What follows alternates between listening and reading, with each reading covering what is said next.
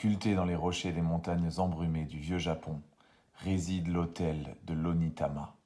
Les maîtres des écoles d'arts martiaux effectuent le voyage vers l'Onitama avec leurs disciples les plus prometteurs afin d'affronter leurs adversaires dans cette enceinte sacrée et prouver leur supériorité au cours d'un combat. Bonjour et bienvenue dans Tantelin Wargame. Aujourd'hui, on va vous présenter un petit jeu qui s'appelle Onitama.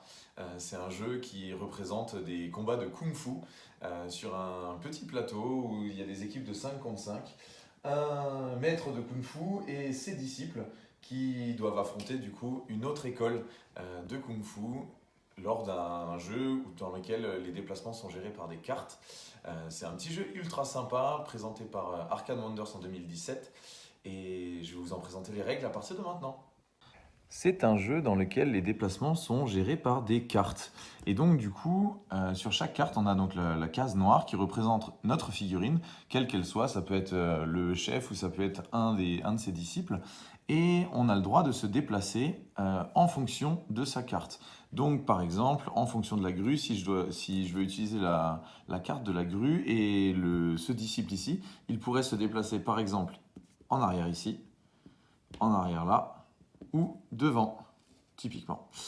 Si je veux utiliser le mouvement du sanglier avec le grand chef, je pourrais par exemple effectuer un mouvement vers l'avant ou éventuellement un mouvement latéral. Mais si je veux utiliser le sanglier, je ne peux pas venir évidemment dans la case de mon disciple.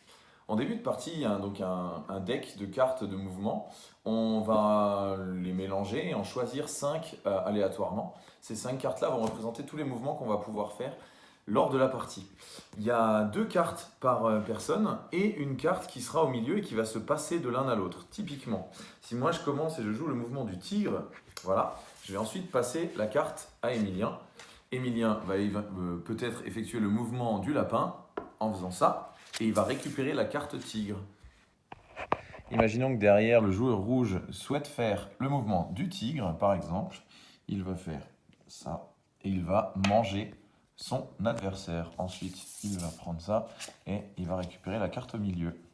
Il y a 2 façons de gagner à Onitama. La première façon de gagner, c'est d'aller capturer le chef adverse. Et la deuxième façon de gagner, c'est d'emmener son chef sur la case principale ici de l'autre côté. Ce sont les 2 seules façons de gagner à Onitama. Bon alors nous ce qu'on adore dans ce jeu c'est qu'il y a une énorme rejouabilité parce qu'en fonction des cartes qu'on utilise, en changeant simplement 2 sur les 5, la partie n'a plus rien à voir. Il y a énormément de possibilités d'anticipation puisque quand on joue une carte qui est forte et on doit du coup la donner à son adversaire et donc il aura la possibilité d'utiliser une carte beaucoup plus forte juste après. Et donc c'est un jeu avec énormément de possibilités d'anticipation, c'est extrêmement stratégique, c'est vraiment un jeu qui nous plaît bien. Emilien, écoute, toi, qu'est-ce que tu en penses?